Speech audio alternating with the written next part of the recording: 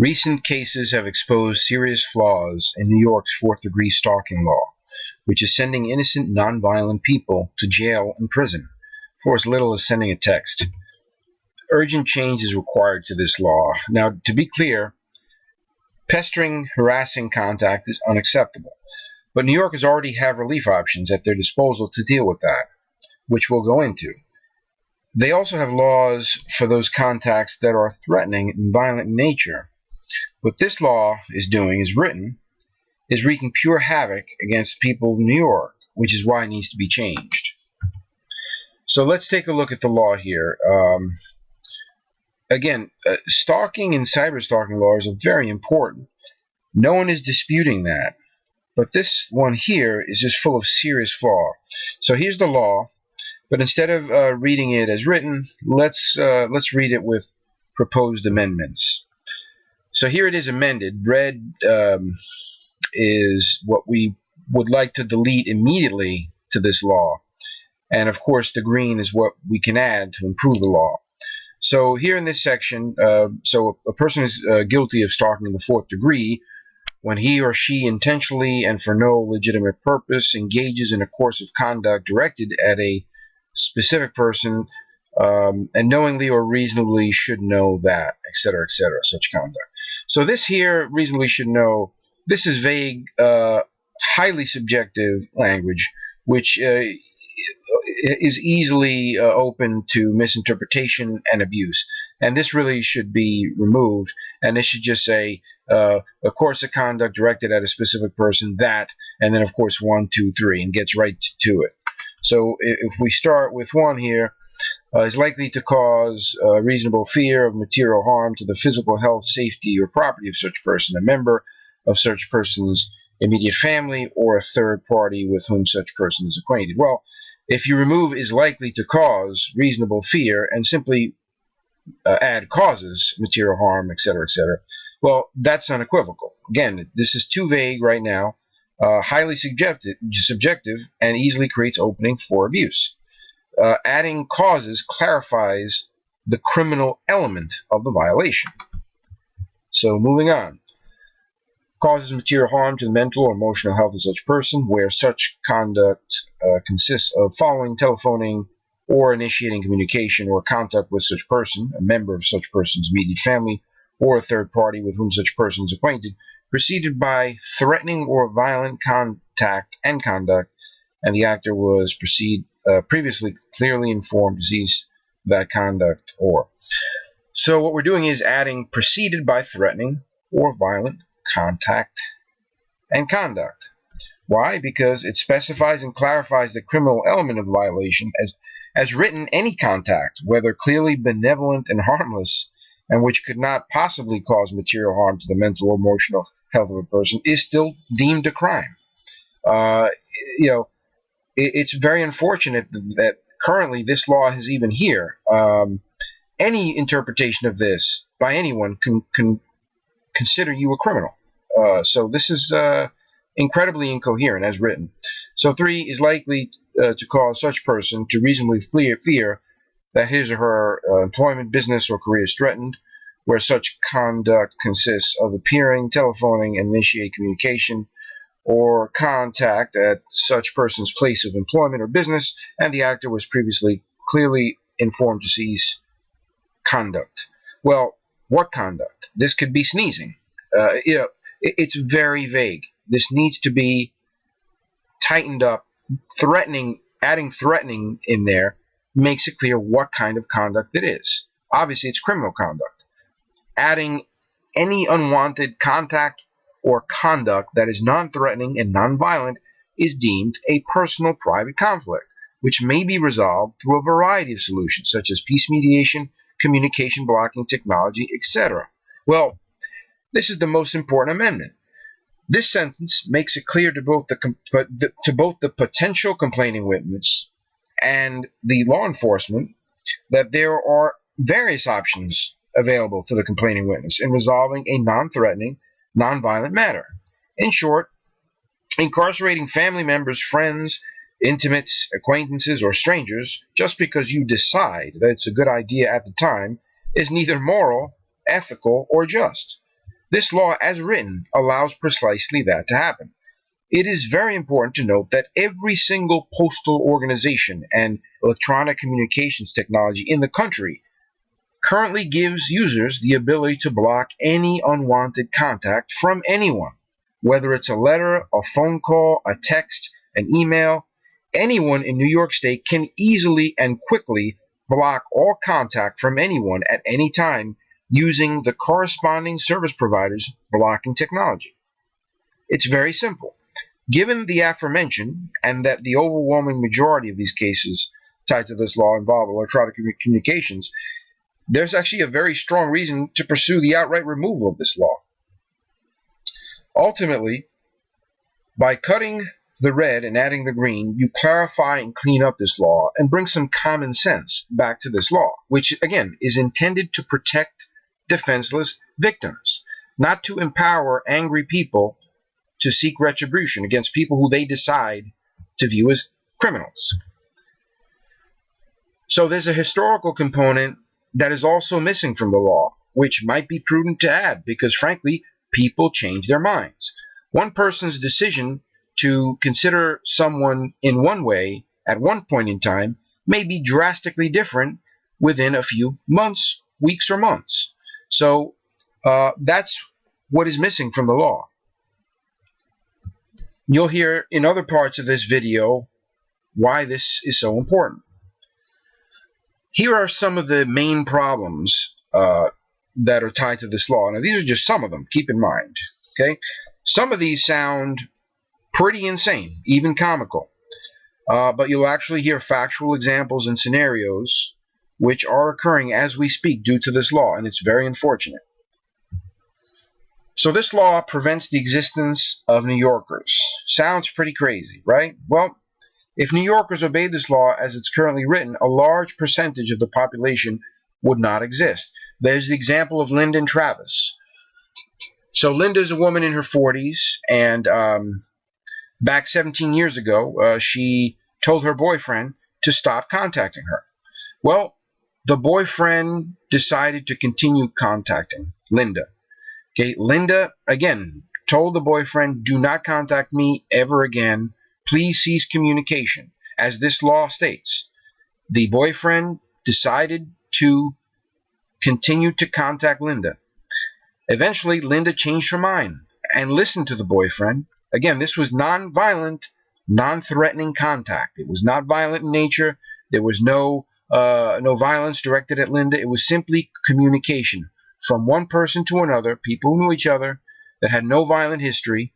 And Linda decided to change her mind, decided to listen to the boyfriend, and sure enough, Travis entered the picture. And Travis is Linda's 16-year-old son, who's now a great kid, getting great grades, playing sports, a young, healthy, vibrant, happy kid living in New York, okay, a new citizen, another New Yorker that is here because Linda's boyfriend decided to disobey this law. Now, had he obeyed this law, Travis would not exist. He would not be here. This is a terrifying prospect, and it's happening every single day in New York thanks to this law. It's horrifying.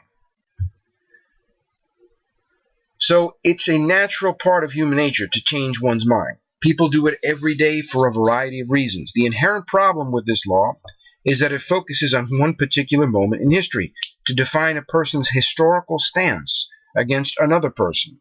It's entirely natural. Case in point, Pablo and Rick. So Pablo is a gentleman from Colombia, Latin American, and his son Rick, who's now 18, they had some problems there in Rick's teenage years, and Rick decided to leave the household, and obviously there was conflict there.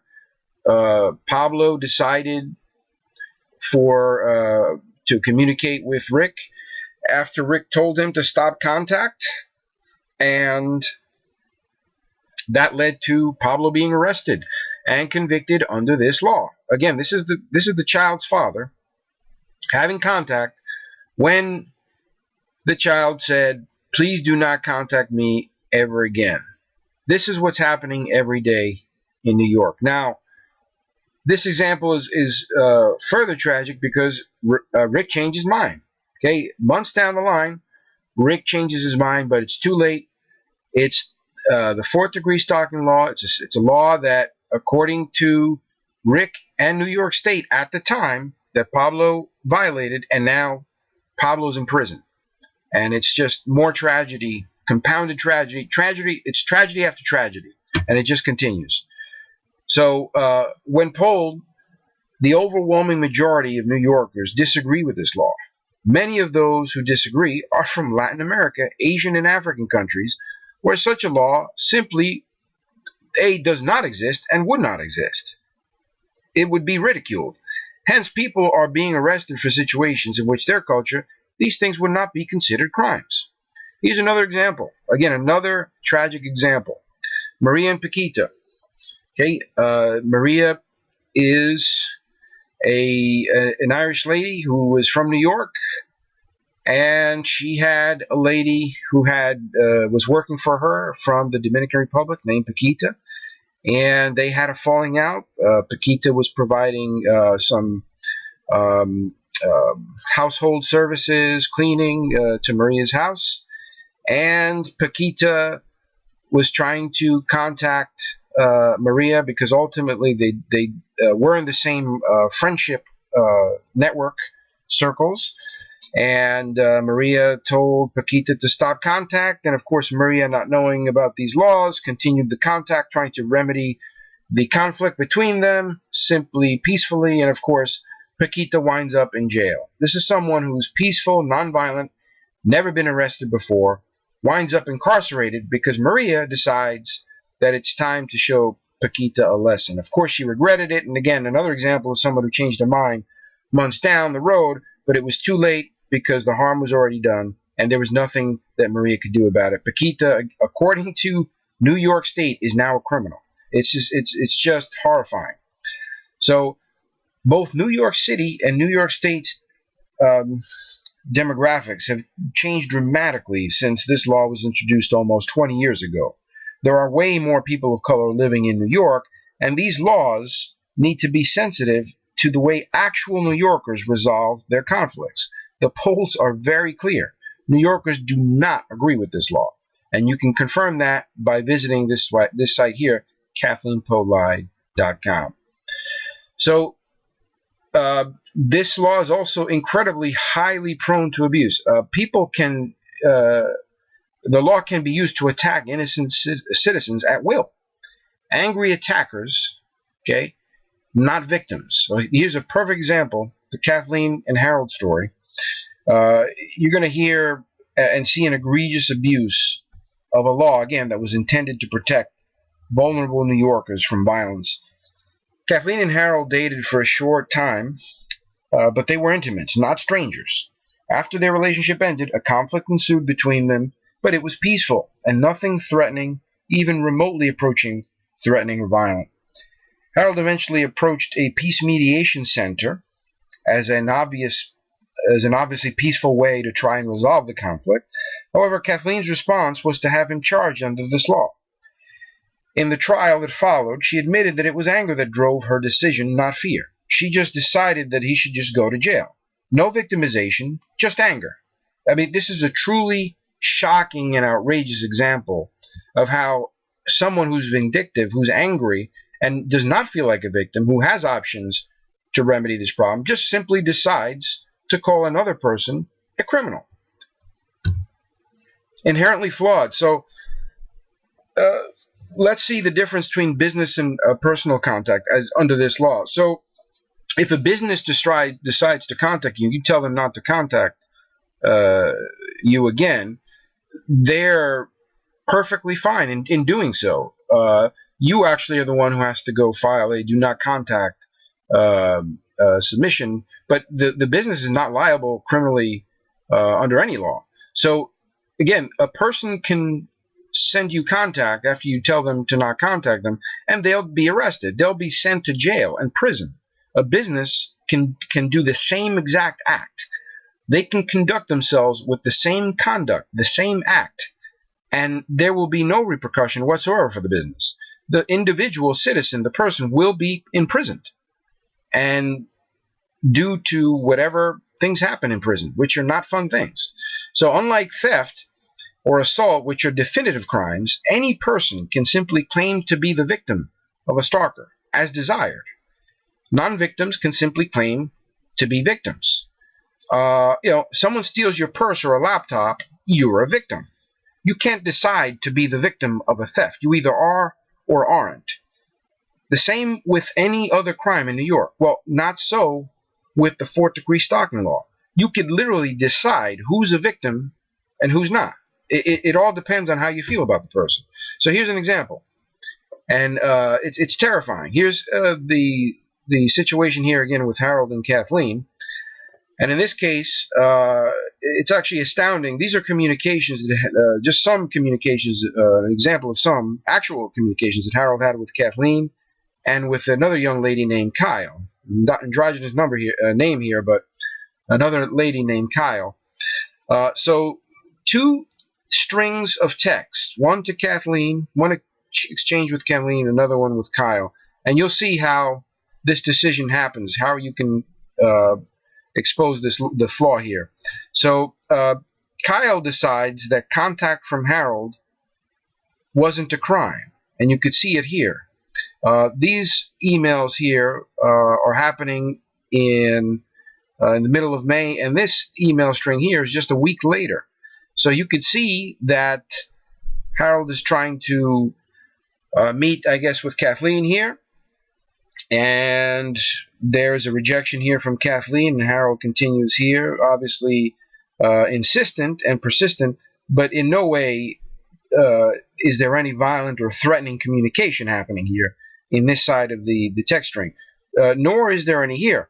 But the way this ends here is very different than how it ends here. This communication with Kathleen ended in a conviction for under this law of 4th degree stalking, whereas this one, again, the same exact communication. Harold is being persistent. The subject here, Kyle, is being very clear, literally, quote, very clear that there is no more texts that are desired. Harold continues, okay, again, non-violent, non-threatening, very peaceful, and the result is entirely different. It's actually dramatically different. And you can see for yourself, these are actual texts and how this ends. And again, two different people, same exact act, identical act, and look at what happens. So again, Kyle decided that the contact from Harold was not a crime. Kathleen decided otherwise. The same exact act. One person decides on one course, another person decides on another. One person is a happy, healthy, content person. The other one is angry, vengeful, and out for blood. This is a deliberate insistence on viewing this individual as a creep, a willful and intentional and malicious decision to judge, in this case Harold, despite not a trace of non-threatening language. It's hateful, angry, and bigoted people that can abuse this law and attack others as they desire. And this example is perfect. The irresponsible way in which this law is written allows this to happen. Again, same exact act. One person decides it's a crime, and an innocent, non-violent, non-threatening individual is now in prison because of Kathleen. Jail and prison. So this is what happens. This is what happens. These people do not understand. You know, in a fit of anger, you can send someone to jail under this law, and this is where you're going. You're going to be convicted, and you're going to be sent right to Rikers Island. Where? Mother Jones. Okay, it's on the top America's worst prisons. Okay, the top 10 America's worst prisons list. Okay, all because an angry, entitled person didn't feel like pressing the block button on their phone. This is what happens. Okay, a prison that is rampant with guard abuse, lashings, rapes, attacks, murder, all because a person didn't want to press a button on their phone. It's an absolute disgrace and a massive miscarriage of justice that's happening every single day in New York. This law is an absolute and total abject failure. A law that prevents the existence of its own citizens absolutely immoral. We showed you the example of Linda and Travis. Terrifying. A law that violates nature is absolutely unnatural. A law that is insensitive to ethnic groups is divisive. A law that is highly prone to abuse is not just. A law that is inherently flawed is not a law. It's a crime. It's absolutely irresponsible to be a New York legislator knowing what this law is doing to innocent New Yorkers, knowing the polls, which overwhelmingly decry this law, to not act right away and have this law changed immediately. To reiterate, pestering, harassing contact is absolutely unacceptable. But again, New Yorkers already have relief options at their disposal to deal with that. They also have laws for those contacts that are threatening and violent in nature. What this law is doing, as written, is wreaking pure havoc against the people of New York that are innocent, nonviolent, and this is why this law needs to be changed immediately.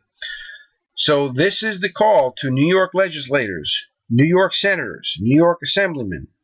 Sign on for this law. Support the amendment. We need this law changed. You need to fight to change this law. You have the power. You know what the people are saying. You've seen the polls. Make the change now. And the people can always vote at KathleenPoeLive.com to voice their opinion, to garner further support to change this law. Stop the abuse. Stop the hatred. Stop the discrimination. And stop the bigotry. This is absolutely disgusting. Change 120.45 now. New York's 4th degree stalking law needs to be changed absolutely immediately.